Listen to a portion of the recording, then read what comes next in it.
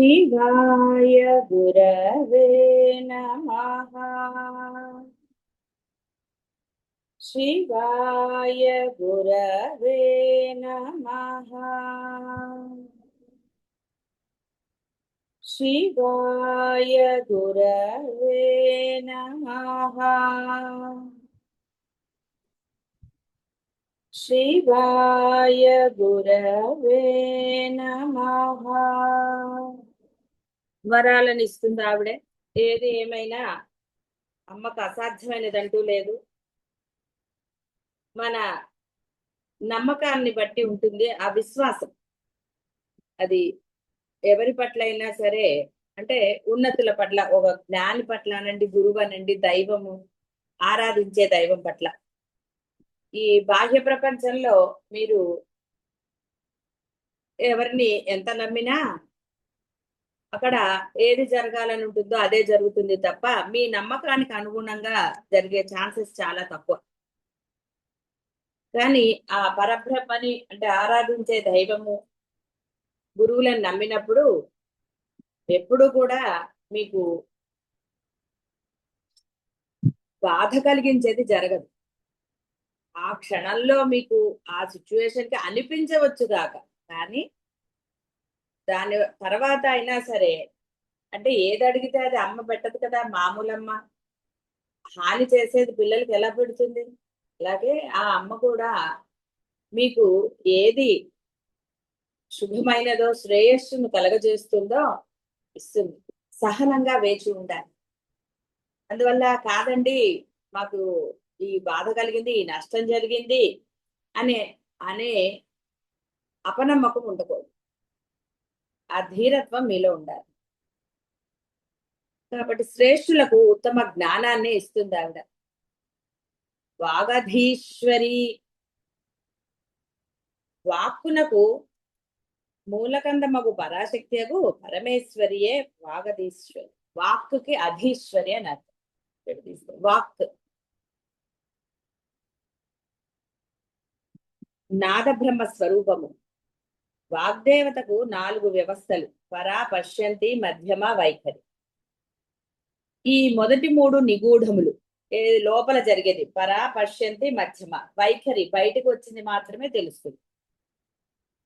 ప్రపంచమున శ్రవణ గోచరమగు వైఖరి వాక్కునకు మూల కారణమగు పరాస్వరూపిణియే అవుట పరమేశ్వరి వాగధీశ్వరి. భారతి, సరస్వతి, వాణి మొదలగు నామముల తెలియబడు పరమేశ్వరియే వాగధీశ్వరి. వశిన్యాది దేవతలు వాగ్దేవతలుగా చెప్పబడుచున్నారు. వారులకు అధీశ్వరి ఒకటే పరమేశ్వరి, వాగధీశ్వరి అనుకోండి.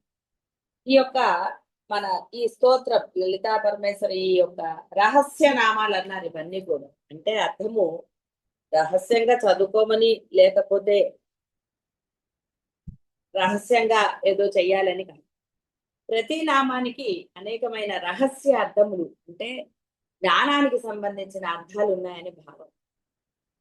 ఏ నామమైనా సరే, ఈ వాగధీశ్వరి అంటే వాక్కు అధీశ్వరి అనేది మామూలుగా, అంటే నీ మాటకి ఆవిడే అని మామూలుగా అనిపించవచ్చు, కానీ దీనిలో కూడా అనేకమైన రహస్యమైన అర్థాలు ఉంటాయి.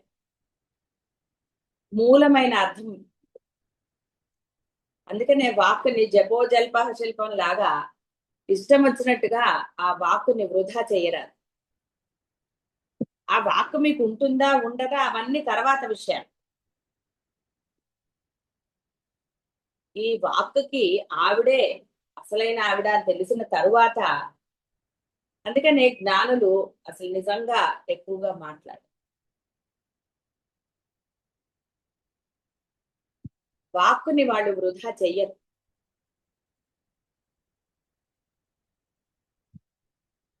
అందుకే మౌనం అనేది అత్యంత ఉత్తమమైనది రమణ మహర్షి చెప్తారు. ఏది అవసరమో అంతవరకే మాట్లాడారు. అయితే జ్ఞానులు ఒక స్థితికి చేరాక వారి అంటే లోపలంటూ ఏది లేదు కాబట్టి, ఎలా అయితే పరా, పశ్యంతి ఇవి నిగూఢములు అని ఎలా చెప్పారో, లోపల ఆ ఇది లేదు కాబట్టి బయటకి అంటే వ్యవహారానికి ఏదన్నా మాట్లాడినా ఆ జపోజల్పం అల్లాగా జల్పము చేసినా కూడా ఎక్కడా కూడా ఒకంటే ఒక స్వార్థం కానీ లేదా అవతలి వారిని బాధించేది కానీ ఉండదు కాబట్టి అవన్నీ కూడా మకేచింది. అంటే వృధాగా మాట్లాడినట్టు అనిపించినా వాటిల్లో ఎక్కడా కూడా ఒకరిని ఇబ్బంది పెట్టేదో అవమానించేదో ఇంకోటో జరగదు. కోపడవలసి వచ్చినప్పుడు కోపడతారు, అది వేరే విషయం. కాబట్టి కోపడటము అవమానం అని భావిస్తే చేసేదేం లేదు. వారి యొక్క పనిని బట్టి వారికి. కాబట్టి వాక్కుకి అధీశ్వరి ఆవిడ.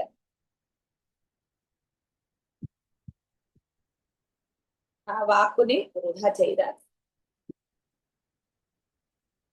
ధ్యానగమ్య ధ్యానగమ్య పరమేశ్వరి ధ్యాన మూలమున పొందదగినది.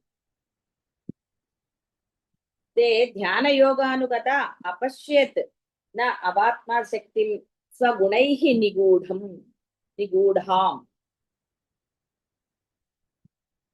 మూర్తి మాత్రాన్ని పూజించుట చేత స్తోత్ర పఠనాదుల చేయుట మాత్రమున గాక అంతఃకరణ వృత్తితో ధ్యానించుట మూలమున పొందదగినది. కాబట్టి పరమేశ్వరి ధ్యానగమ్య ధ్యాన యోగేన యోగినాం అని. కాబట్టి ఇక్కడ వాక్ తర్వాత ధ్యానం ఎందుకు చెప్పారు? వాక్ ఆగినప్పుడే ధ్యానం జరుగుతుంది. వాక్ అలాగే ఉంటే ధ్యానం ఏం జరుగుతుంది?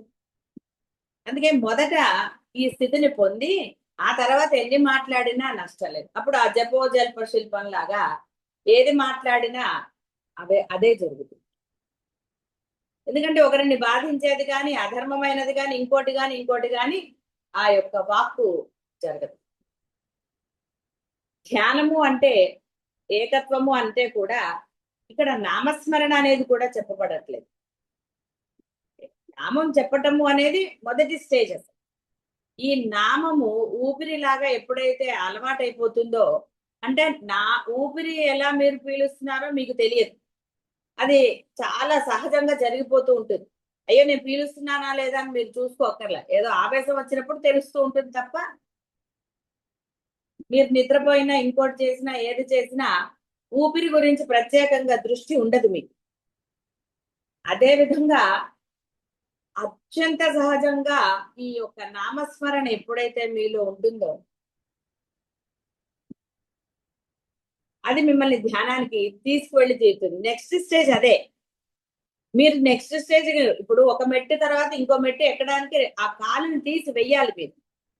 అవి చాలా సహజంగా జరిగిపోతూ ఉంటాయి మెట్ల దగ్గరికి వెళ్ళినప్పుడు. అంతేగాని మీరు కాలికి చెప్పరు ఇప్పుడు నువ్వు కాలు వేయాలి. అవన్నీ ఎలా అయితే ఒక సహజ స్థితిగా జరిగిపోతూ ఉంటుందో ఆ విధంగా మీ యొక్క మనస్సు ఆ దానిలో లయం అయిపోవాలి ఆ నామంలో. మీరు అధాటుగా ఎప్పుడైనా పరిశీలించినప్పుడు ఆ నామం వస్తుంటారు. కొంతమంది చెప్తుంటారు లలిత సహస్రనామం శ్రద్ధగా చదివితే నిద్రలో కూడా వస్తుంది అని. చాలా సంతోషం అది. కానీ గమనించరాదు. రానివ్వండి దాన్ని. నాకు వస్తోంది అన్నగానే ఈ నేనుకు అహంకారం వస్తుంది. అది ఇక తర్వాత ఇక వీడు పడుకున్నప్పుడల్లా అబ్జర్వ్ చేయడానికి మొదలు పెడుతూ ఉంటారు. ఎప్పుడైతే మీ అబ్జర్వేషన్ వస్తుందో అప్పుడు అది ఆగిపోతుంది. ఎందుకంటే నేను వచ్చింది. రెండోది ఉన్నప్పుడు ఏకత్వం ఉండదు, ధ్యానం ఉండదు. అందువల్లే చాలా సార్లు మీకు వచ్చేవి ఏవి కూడా మీరు గుర్తించరాదు.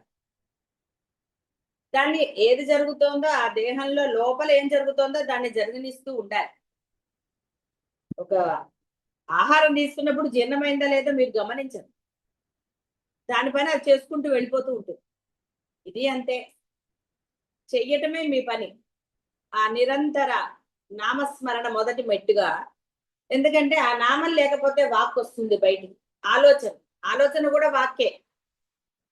మీ అసూయ ఈర్ష్య ఇవన్నీ కూడా వాక్కుకి సంబంధించినవే. ఎందుకంటే లోపల మాటలు జరుగుతూ ఉంటాయి. ఆ వాక్కు వృధా అయిపోతుంది. అందువల్ల ఈ వాక్కు వృధా కాకుండా ఉండడానికే ఈ నామం అనేది తీసుకోబడుతుంది. అమ్మ యొక్క నామం, అమ్మదో అయ్యదో మీకు ఎవరిది ఇదైతే వాళ్ళు ఆ నామాన్ని ఎప్పుడైతే శ్రద్ధాభక్తులతో ధ్యానం ఏకత్వం ఏకంగా అందుకని ఒకటే నామం తీసుకోమన్నారు. పొద్దున ఒకటి సాయంత్రం అట్లా ఇష్టం వచ్చినట్టు తీసుకోరాదు. ఏదో ఒకటి మీరు డిసైడ్ చేయండి, లేదా గురువులను అడిగి ఒక నామాన్ని తీసుకోండి. ఇంకా మళ్ళీ గురువు ఇచ్చిన దాంట్లో అనుమానం ఉండరాదు, సందేహం ఉండరాదు, ఇది నాకు కుదరట్లేదు అనకూడదు. ఎందుకంటే గురువు ఒక తన శక్తిని అందులో పెట్టి మీకు ఇస్తాడు. అది కనపడదు, నిగూఢము. ఆ శక్తిని మీకు ఇచ్చినప్పుడు దాన్ని మీరు గనక సవ్యంగా ఉపయోగించుకోకపోతే, ఎప్పుడైతే మీలో అనుమానమో ఇంకోటో వచ్చింది అనుకోండి, అది వృధానే. గురువు శక్తి ఏం తగ్గిపోదు. సో అంటే ఇక్కడ ఇంకొకటి ఎలా ఉంటుందంటే, నీకు నిజంగా గురువు మీద ఆ తత్పరత ఉందనుకోండి, కా అన్నారు కూడా అది ఒక మహామంత్రమే నిన్ను రక్షిస్తుంది. కాని జపం చేయరా అన్నాడు అనుకో, నువ్వు ఏమాత్రం ఇది లేకుండా కాని జపం చేస్తే నిన్నది వెంటనే ధ్యాన స్థితిలోకి తీసుకువెళ్తుంది. ఏమిటి ఇలా చెప్పారు ఈయన, కానీ ఏం చేస్తాను, అడగాలంటే భయం అని అన్నారనుకోండి, పోయింది, అక్కడ మీకు రాదు. మీరు లక్షల జపం చేసినా సరే కాదు వల్ల మీకు ఏ ఉపయోగం లేదు. ఎక్కడైతే అనుమానం, ఎక్కడైతే సందేహం కలిగిందో అంటే గురువు పట్ల మీకు అది లేదు, కాబట్టి అది మీకు దొరకదు.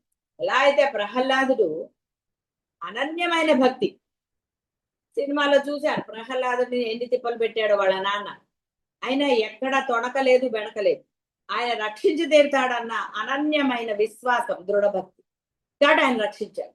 ద్రౌపది అయినా అంతే, కృష్ణ పరమాత్మ రక్షించి తీరుతాడన్న అఖండమైన విశ్వాసం. మనకి మహాభారతంలో ఇంకో కథ కూడా ఉంటుంది. వీరి భోజనం అరణ్యవాసం చేస్తున్నప్పుడు భోజనం అయిపోతే, వీళ్ళు భోజనాలు అయిపోతాయి, అప్పుడు దుర్వాస మహాముని ఎవరో వస్తారు, ఆయనకి చాలా కోపం, భోజనాలు పెట్టమంటాడు ఆయన. అయ్యో ఎలాగరా ఇప్పుడు అని ఆవిడ ఆ కృష్ణ పరమాత్మని ప్రార్థన చేస్తూ, అప్పుడు ఆయన అన్నం పాత్రను ఒకసారి తీయ అంటాడు, అందులో ఒక మెతుకున్న. ఆవిడ అనుకుంటే అయ్యో ఇప్పుడే కదా శుభ్రం చేశాను అని, పర్వాలేదు, అప్పుడు తీస్తే అందులో ఒక మెతుకు ఉంటుంది. ఇంకా లీల, పరమాత్మ లీల, ఆయన నమ్మింది కాబట్టి వెంటనే ఆయన అక్షయం చేస్తాడు అన్ని పదార్థాలే. ఇదంతా కూడా అనన్య భక్తి, మీ యొక్క దృఢ విశ్వాసం వల్లే కలుగుతాయి. ఇక్కడ ఆ ధ్యానం మీకు లభించాలంటే మీరు ఎంత నేనుతో ప్రయత్నం వల్ల జరగదు గాక జరగదు. దానికి దైవశక్తో గురుశక్తో మీకు తోడవు. కాబట్టి ఆ విధంగా మీరు ఆ అనన్య భక్తి కలిగి దైవం మీరు ఆరాధించే దైవం మీద ఉండవచ్చు, సందేహం ఉండరాదు. సందేహం లేకుండా చేసినప్పుడే భక్తి శ్రద్ధలు కలుగుతాయి, లేదా భక్తి శ్రద్ధలు కలగవు సందేహం ఉన్నవాడికి. ఈ సందేహాలు ఉన్నప్పుడే మధ్యలో మర్చిపోవటాలు, విఘ్నాలు జరగటాలు ఇలాంటివన్నీ చెప్తారు. నిజంగా దృఢ విశ్వాసం ఉంటే మర్చిపోవటం అనేది ఎందుకు జరుగుతుందండి? ₹1,00,000 తెచ్చి ఇంట్లో పెడితే మర్చిపోతారా? ఏదో ఒక ఏజ్ వచ్చో ఇంకోటో అయితే తప్ప మామూలుగా నగలు ఇవన్నీ మర్చిపోతారా? చూసారా? అంటే మనసు దేనిని ఇష్టపడుతుందో, దేని యందు దానికి శ్రద్ధ ఉంటుందో దానిని మర్చిపోదు. ఏజ్ ప్రాబ్లం గురించి మాట్లాడకండి, ఒక మామూలు ఒక వయస్సున్న పిల్లల గురించే అనుకుందాం. కాబట్టి ఇక్కడ ఈ ధ్యానము అంటే ఏకాగ్రత, అంటే సహజ స్థితి అని అర్థం, అన్యం ఏమీ లేదు. ఆ నమ్మిన దైవము గురువు తప్ప. కాబట్టి అంటే ఆ విధంగా మీరు వారు ఇచ్చినదైనా సరే, మీరు ఎన్నుకున్నదైనా సరే, మీరు ఆరాధించే దైవం గురువు లేడు, నష్టమేమీ లేదు. మీరు ఆరాధించే ఆ దైవం యొక్క ఒక్క నామాన్ని తీసుకోండి, మనసు అందులో లయం అయిపోదు.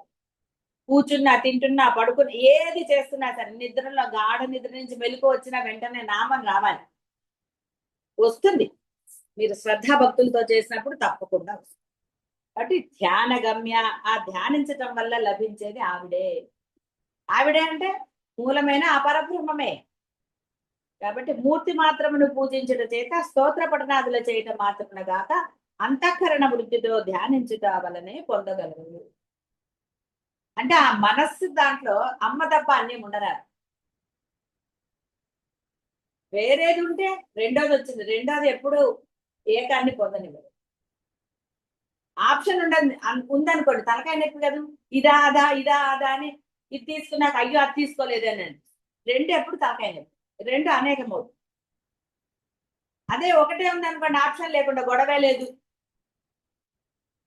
కాబట్టి ఇక్కడ కేవలం అంతఃకరణ వృత్తితో అంటే అంతఃకరణంతో మాత్రమే పొందగలం, అంతే తప్ప బాహ్యంలో. అందుకనే నామజపాన్ని కూడా బయటకు వినపడితే ఒకటి, కేవలం ఆ లోపల ఆడిస్తూ చేసేది మధ్యమం అంటారు, ఇంకా అంతఃకరణతో చేసేదే ఉత్తమమైనది.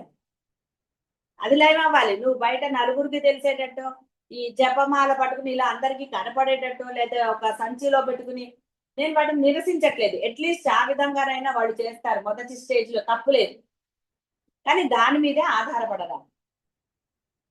మెట్టి మట్టి ఎక్కితే గమ్యస్థానం చేరుతారు. ఆ విధంగా కూడా చేసుకోవచ్చు మీరు. వాళ్ళు జపాన్ని ఒక సంచిలో వేస్తారు, వేసి చేస్తారు.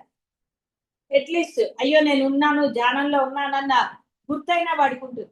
అలా దాన్ని కూడా శ్రద్ధగా చేసినప్పుడు ఆ తర్వాత దాని యొక్క అవసరం లేకుండా మనసు అందులో లయం అవుతుంది.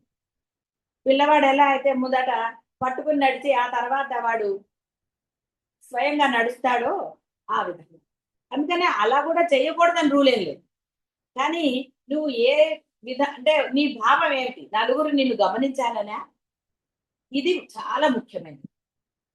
మాల సరే అందరూ చూడాలనా, నేను జపం చేస్తున్నానన్న భావన నీలో ఉందా, అప్పుడు నువ్వు చెప్పాను కదా కోట్లు చేసినా సరే నీకు శ్రద్ధగా చేస్తావు. ఎవరు చూస్తున్నాడా లేదా, నేను చేస్తున్నానా లేదా, ప్రకటీకరణలు ఉండకూడదు.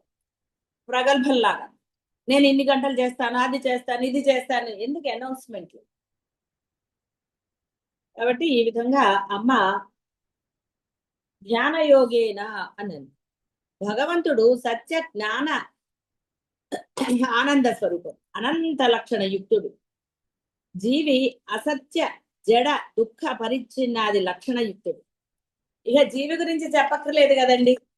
వాడి ఇష్టం, వాడి బుద్ధి ఎలా ఉంటే అలా చేస్తారు.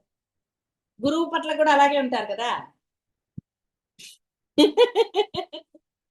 ఎంత నవ్వొస్తుందో. అంటే వాడి బుద్ధి అలా ఇప్పుడు ఈ క్షణంలో చాలా చక్కగా ఉంటుంది. చూడండి, మెసేజ్లు చూస్తారా చెప్పండి. గురువుకి ఏదో చెప్తారు, సరే పాపం గురువు చాలా సిన్సియర్ గా మీకు మెసేజ్ పెడతారు, చూడరు. అది దాన్ని ఏమనాలి తెలియదు, ఏమనాలి కదా. పెట్టకపోతేనేమో ఏదో అనుకుంటారా, అనుకోవచ్చు, ఏదైనా చేయండి. పాపం గురువు సిన్సియర్ గా వారికి మెసేజ్లు పెడతారు.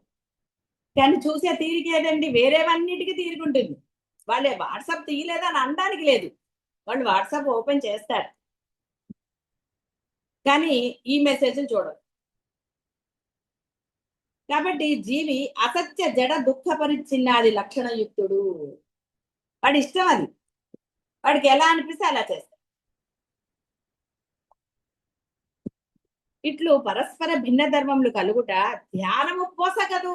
అందుకే రెండోది ఉండకూడదు, నేను చేస్తున్నానన్న భావన, నేను గొప్పవాణ్ణి, నేను ఫలానా అనుకున్న వాడికి ఎప్పుడు కూడా ధ్యానము పొసగదు. చేస్తాడు, అందులో సందేహం లేదు. మీరందరూ చేస్తున్నారు కదా, ఎందుకని ఇంకా ఏకత్వం రాలేదంటే నేనుతో ఉన్నారు కాబట్టి. అసత్య జడ దుఃఖ పరిచ్ఛిన్నాది లక్షణాలు ఉన్నాయి కాబట్టి. జడము అంటే కదలకుండా ఉన్నారని కాదు, బుద్ధి అటు ఇటు మారుతోంది, అయితే దాన్ని చైతన్యం అనడానికి లేదు. జడ బుద్ధి అంటే ఒక పట్టుదల కలిగిన, నేను ఎందుకు చేయాలి, నేను ఎందుకు ఇచ్చేయాలి, ఏం రకరకాలు ఉంటాయి కదండి అభిప్రాయాలు. జడము అనగానే కదలకుండా ఉంటాడనే వాడి అభిప్రాయం. కాబట్టి ధ్యానానికి ఉభయ సాధారణ ధర్మములుంటే అవసరం. ఉభయ సాధారణ అంటే జీవిగా నువ్వు చేయవలసిందే, అందులో సందేహం లేదు. అంతఃకరణలోనే చేయాలి, ఏకత్వంతోనే చేయాలి. అంటే నేను ఇక్కడ వ్యవహారం జరుగుతూనే ఉంటుంది. ఇక్కడ ఏదో అంటే ఇప్పుడు మీరేమి సన్యాసంలో లేరు, లేదా ఏ హిమాలయాలకు వెళ్ళే ధైర్యము లేదు, ఇవన్నీ జరగనివి. వ్యవహారం జరగాలి, ఎందుకంటే ఉభయము అన్నారు. అందుకని ఇక్కడ వ్యవహారం జరుగుతూ ఉండాలి, అంతఃకరణంలో ఏకత్వం ఉండాలి. ఇదేం అసాధ్యమైనది కాదు, కేవలం మీ శ్రద్ధా భక్తుల మీద ఆధారపడి, మీ నిశ్చయ బుద్ధి మీద ఆధారపడి ఉంటుంది. నేను చేస్తాను అన్నప్పుడు ఎన్నో పనులు మీరు చేశారు. మీకు అసాధ్యము అంటూ అన్ని అసాధ్యాలు ఎక్కడా లేవండి. ఎందుకంటే జీవి తలుచుకుంటే చేసి తీరుతాడు. అది మీ జీవితంలో మీకు అనుభవమే. అది ఏదైనా సరే. అది ఫలానా అని మనం చెప్పక్కర్లేదు. కానీ వాడు చేసి తీరుతాడు. అందువలన సర్వజీవ హితైషిణి యొక్క పరమేశ్వరి జీవులు ఉపాసించుట ద్వారా కృతార్థులగుటకు మాయా విశిష్టముగు సగుణ బ్రహ్మమును విధించినది. అందుకని ఆవిడ ఒక రూపాన్ని, సగుణము అంటే కనపడే రూపాన్ని పొందిద్దాం వీళ్ళని తరింపజేయడానికి, ఉపాసించుటకు, ఆ ఉపాసించి కృతార్థులు అవడానికి. ఈయన సర్వజ్ఞుడు, నిత్యతృప్తుడు, అనాది బోధిరూపుడు, స్వతంత్రుడు, అనంతుడు, అలుప్తుడు. ఇట్టి 6 లక్షణములు భగవంతుడి యొక్క లక్షణం. వీనిని కలవాడు పరమాత్మ. ఈ 6 లక్షణములను జీవి యొక్క బుద్ధిలో కూడా ఏదో ఒక కాలంన ఏదో సూక్ష్మాంశ క్షమ్యత సూక్ష్మాంశ మాత్రమున ఉంటుంది. ఈ మరుగుపాటునకు జీవి యొక్క అనేక జన్మానుగతము అవిద్యయే కారణమగును. ఇక్కడ చాలా ఒట్టిగా ఏదో పాపాన్ని అవిద్య అన్నారు, అజ్ఞానము అన్నారు. అని జ్ఞానం తెలిసిన తర్వాత అజ్ఞానంగా ఉండే ఆస్కారం ఏదండి? వాడు అనుకుంటే తప్ప. ఇది గమనించవలసిన విషయం కాదు, ఇది మీరు గుర్తించవలసిన విషయం.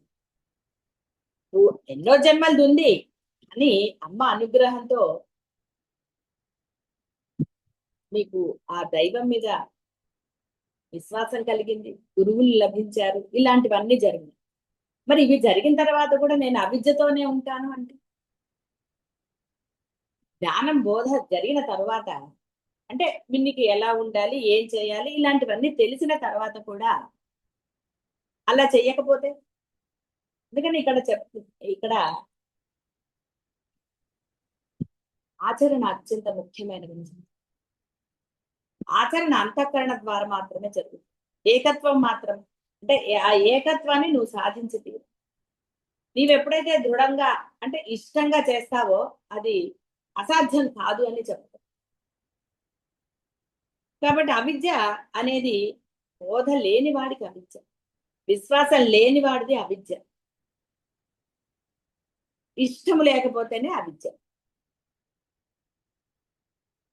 ఈ ప్రకారము జీవేశ్వరులయందు కాల పరిమాణ భేదముతోనైనను ఉండునుగాన ఉభయ సాధారణములు అవును. కాబట్టి ఈ జీవుడు ఇలా ఉంటాడు కాబట్టి వ్యవహారమే, దీనికి దానికి అసలు సంబంధమే లేదు. ఆ వ్యవహారం లోపల నామానికి బయట వ్యవహారానికి ఎప్పుడు అడ్డంకి ఉండదు. లోపల ఆలోచనలు చేస్తూ పనులు చేయటంలా చాలా అలవాటైనదే. మీకు ఏది కొత్తది ఏది చెప్పబడదు జ్ఞానంలో. ఆచరణ అనేది మీకు అలవాటైనదే, అభ్యాసం ఉన్నదే. అవతల వాళ్ళతో మాట్లాడేటప్పుడు కూడా మీరు ఆలోచన చేస్తారు. అంటే లోపల ఏదో జరుగుతూ ఉన్నప్పుడు కూడా అవతల వాళ్ళతో మీరు మాట్లాడగలరు, సంభాషించగలరు. వెంటనే లోపల ఒక చర్చ జరిగిపోతుంటుంది మీకో ఎవరు ఏదైనా సరే, అది జరుగుతూనే ఉంటుంది. అవతల వాళ్ళతో మీరు ఆర్గ్యుమెంట్ అనండి, మామూలు మాటలనండి, ఇంకోటి అనండి, ఏది చేస్తున్నా లోపల జరగదు. ఇప్పుడు ప్రవచనం వింటుంటే మటుకు లోపల జరగట్లేదు. అందరినీ అనను, శ్రద్ధ లేని వాడికి లోపల ఇంకోటి జరుగుతూ ఉంటుంది, డెఫినెట్ గా జరుగుతుంది. శ్రద్ధగా ఉన్నవాడు, ఎందుకంటే శ్రద్ధ ఉన్నవాడు అంటే వేరేవన్నీ ఏది చేయని వాడికైతే ఆలోచన లేదు, ఏదో చేసిన వాడికి ఆలోచన రాదు, వస్తుంది. ఇది కాబట్టి సాధారణ జీవి అందలి అవిద్యా మూలకములకు ఇచ్ఛా క్రియాశక్తుల శాతాన్ని తగ్గించుకొని విజ్ఞానం వృద్ధిపరుచుకొని ప్రక్రియలు వేదమాత బోధించింది. ఓళ్ళు బోధ జరిగిందండి జ్ఞానం గురించి. ఇదే కర్మకాండాన్ని సంజ్ఞగల వర్ణాశ్రమ ధర్మ విధానం. ఇదే సగుణోపాసనం. ఈశ్వర సగుణోపాసనం అని చెప్పాం కదా. ధర్మం, నీ ధర్మం నువ్వు ఆచరించు. నువ్వు ఏ బంధంలో ఉన్నావు అన్నది కాదు ముఖ్యం అక్కడ. ఆ బంధానికి తగ్గట్టుగా నీ యొక్క ధర్మాచరణ జరుగుతున్నదా లేదా. అందుకనే వర్ణాశ్రమ ధర్మాలు అన్నారు. ఇక్కడ వర్ణాశ్రమ ధర్మాలు అంటే గృహస్థుగా, ఇదన్నీ గృహస్థుకి మళ్ళీ ఎన్నో బంధాలు ఉన్నాయి అక్కడ. ఆ బంధానికి తగ్గ ధర్మం వాడు ఆచరిస్తున్నాడా లేదా. మీరు నిర్ణయించుకున్నది ధర్మం కాదండి, మీరు అది చేయాలి ఇది చేయాలి అనుకునేది ధర్మం కాదు, నిజమైన ధర్మం ఏది. అందుకని అది తెలియకపోతేనే ఈ ధ్యానాలు చేస్తే మీకు తెలుసు, లేదా అడిగి తెలుసుకోవడం. ఎవరిని అడగాలి? నిజమైన ధర్మం తెలిసిన వాడిని అడగాలి, శాస్త్రమో వేదమో తెలిసిన వాడిని అడగాలి. అంతేగాని మీకు మీరు నిర్ణయం చేసుకున్నారు అనుకోండి, అది ధర్మం ఎలా అవుతుంది? నీకు ఇష్టమైనది కాబట్టి ధర్మం అంటారు, నీకు ఇష్టం లేకపోతే అది ధర్మం కాదండి. కాబట్టి అనేకంగా ఈ బుద్ధి, జీవుడి యొక్క బుద్ధి మారిపోతూ ఉంటుంది. ధర్మ అధర్మ నిర్ణయం నువ్వు చెయ్యలేవు, అందుకే దైవ సహాయం. నువ్వు కూడా అంటే పరమ భక్తితో నువ్వు ఎప్పుడైతే శ్రద్ధ భక్తులతో అంట లేదా ఇష్టంతో దైవాన్ని ఆరాధిస్తే ఆ దైవం నిన్ను తప్పకుండా ధర్మ మార్గంలోనే ఉంచు. ఎన్నో ఉదాహరణ మనకి పురాణాలు ఎన్నో కథలు ఉన్నాయి ధర్మం గురించి. అంటే ఆ విశ్వాసం ఉన్నవాడికి ధర్మమే ఆచరణగా చేస్తాడు, ఏం సందేహం లేదు.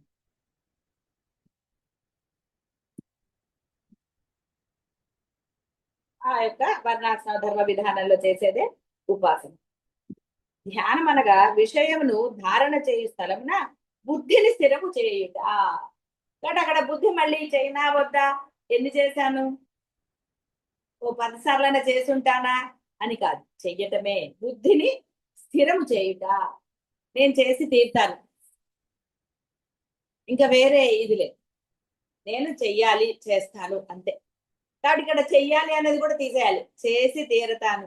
రెఫర్మేషన్ అన్నాను, నిశ్చయం స్థిరం ఉండాలి అంతే. ఏది ఏమైనా కానీ అవతల వాడు తిట్టినా ఇంకోటి చేసినా వ్యవహారం ఏది జరిగినా నేను నామస్మరణ మానను అన్న దృఢ నిశ్చయం స్థిర బుద్ధి కలిగితే విఘ్నాలు ఎందుకు వస్తాయండి? విఘ్నం బాహ్యమైనది, లోపలేం విఘ్నం జరిగిందండి? ఏది జరగదు. అందుకే నువ్వు పడుకునేటప్పుడు చాలా అంటే మామూలు శాస్త్రంలో కూడా ఏం చెప్తారంటే, ఈ ధ్యానాల గురించి చెప్పినా సరే నువ్వు పడుకునేటప్పుడు ప్రశాంతంగా ఈ నామస్మరణ చేస్తూ పడుకుంటే వేరే ఆలోచన లేదు, కేవలం నామమే.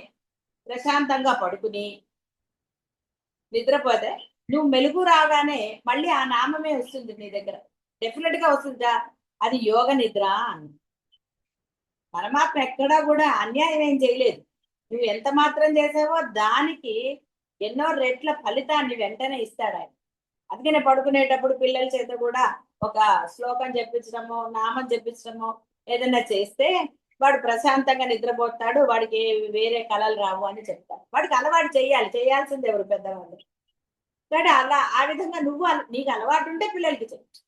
కాబట్టి నువ్వు ఎప్పుడైతే ఆ నామస్మరణ చేస్తూ ఈ యొక్క వ్యవహారం గురించినవన్నీ మర్చిపోయి, కొంతమందికి ఒట్టిగానే పడుకోగానే గాఢ నిద్ర పడుతుంది, అది వేరే విషయం, కానీ అది గాడ్స్ గిఫ్ట్ అంటారు అక్కడ నిద్రపోవడం. అది అది యోగ నిద్ర అవ్వదు, అంటే ధ్యాన నిద్ర అవ్వదు.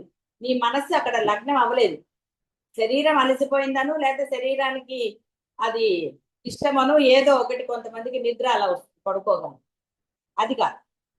మీకు ఆ ధ్యాన స్థితి కలగాలి అంటే ఆ నామస్మరణ చేస్తూ చేస్తూ నిద్రపోవాలి, గాఢ నిద్ర. అది కల్ప నిద్ర ఇంకో నిద్ర మీకు అనవసరం, మీరు నామస్మరణే చెయ్యండి. మెలకు వచ్చింది నామస్మరణే చెయ్యండి, అన్యాన్ని ఆలోచించకండి, రేపొద్దున ఏం చేయాలి తర్వాత ఏం చేయాలి వీళ్ళతో ఏమో అవన్నీ అనవసరం, నామస్మరణ నామస్మరణ. అప్పుడు మీరు అది యోగ నిద్ర అవుతుంది, ధ్యానానికి అనుకూలంగా మారుతుంది మీ అంతఃకరణ. ఎందుకంటే మార్నింగ్ టైము మీరు వ్యవహారంలో ఉంటారు కాబట్టి మీరు ఏమంటే విఘ్నం కలుగుతుంది, మర్చిపోయాను, ఇలాంటివన్నీ సాకులు చెప్తారు. అందుకని ఆ సాయంకాలం, అందుకని పక్షులు గూటికి వెళ్ళి తర్వాత అసలు ఏ పనులు చేయకు అన్నీ ఉన్నాయి, గూట్లో దీపం నోట్లో ముద్ద ఇలాంటివన్నీ ఉన్నాయి పూర్వకాలం. అందుకే వాళ్ళు అన్నేళ్ళు అవన్నీ ఎందుకంటే చెప్పుకోవడం అది కాదు. చెప్పు నువ్వు ఇప్పుడు ఏం చేస్తున్నావు తెలుసు, నీ ఆచరణ ముఖ్యం. కాబట్టి ఎప్పుడైతే ఆ నిద్రకి, అందుకే తొందరగా early to bed early to rise అన్నది కంప్లీట్ చేసుకో. టీవీ చూస్తూ సెల్ చూస్తూ ఎందుకు సమయాన్ని వృధా చేయటం? పని అయిపోయింది, తొందరగా తినాలని అన్నారు డాక్టర్లు చెప్తూ ఉంటారు కదా, తొందరగా తినండి తొందరగా తినండి, తొందరగా తినేయండి. ఏమున్నాయంటే ఏదో బంధువులు వచ్చినప్పుడు ఏదో పిల్లలు వచ్చినప్పుడు కొంత జరగవచ్చుగాక, సరే ఎప్పుడు అయితే ఉండరు కదండి. పడుకుని ఈ నామస్మరణ చేస్తూనే ఉండండి, ఇంకా అన్యం పెట్టుకోకండి. వేరేది ఏమొద్దు, మీకు కావాలంటే ఏసీలు వేసుకోండి, ఇంకోటి ఏదైనా చేసుకోండి, మీకు కంఫర్ట్. నామస్మరణ జరగాలి పడుకునే. కూర్చునే చేయాలని రూల్ ఏం లేదు. హాయిగా పడుకుని ఆ నామస్మరణ చేస్తూనే నిద్రపడు. వాళ్ళ నిద్ర పట్టకపోతే రేపు తర్వాత నిద్రపోదు. దానికి తెలియదు, ఎందుకంటే ఆ నామానికి అంత మహిమ ఉంది. లేకపోతే కలియుగంలో నామమే ధ్వనింపజేస్తుందని అన్నారు. తపస్సులో చేయమంటారు. ఎవరి నుండి చేసేది? ఎలా చేయగలుగుతారా? నీ వ్యవహారానికే నీకు టైం సరిపోదు. అంటే ఇవన్నీ కారణాలు చెప్తారు కాబట్టి చెప్తారు.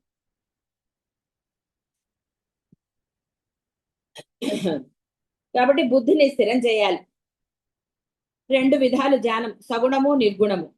నిర్గుణ ధ్యానం నందు ధ్యేయమును గురించి ధ్యానించినప్పుడు ధ్యాన ధ్యేయములు 3ను కేవలం ఒక్క రూపం పొందిననే పరమేశ్వరి గమ్యమవుతుంది. ఇట్టి ధ్యాన మార్గమున మంత్రము గమ్యమన్నదవుట పరమేశ్వరి. అంటే అన్ని ఒకటే అయ్యాయి. చెప్పాను కదా, ఏకత్వం. ఇది చాలా సార్లు చెప్పుకున్నాం. ధ్యాన ధ్యాతులు ధ్యేయ రూపాలు. ధ్యానించేది, ధ్యానింపబడే వస్తువు, ధ్యానించేవాడు, 3 విడిగా లేవు, 3 ఒకటే. అప్పుడు వెంటనే అంటే నీ బుద్ధి స్థిరంగా ఉన్నప్పుడు ఇది సిద్ధించి తీరుతుందండి. మిగతావన్నీ కారణాలు. నీ బుద్ధి అక్కడ స్థిరంగా లేదు కాబట్టి విజ్ఞాలో మర్చిపోవటమో ఇంకోటో జరుగుతుంది. జీవుడు వచ్చాడు కాబట్టి. రెండోది వచ్చినప్పుడు ఏకత్వం ఎలా కుదురుతుందండి? ఒకటి ఉన్నప్పుడే కుదురుతుంది. కాబట్టి ఆ బుద్ధిని స్థిరం చేసేసాం అంటే అక్కడ నేను లేదు ఇంకా. ఎందుకంటే గాఢ నిద్ర సుషుప్తిలో నువ్వు ఉన్నావు అన్న సంగతి నీకు తెలుసు. మళ్ళీ లేస్తున్నావు కదా. కాబట్టి అక్కడ జీవుడితో పని లేదు.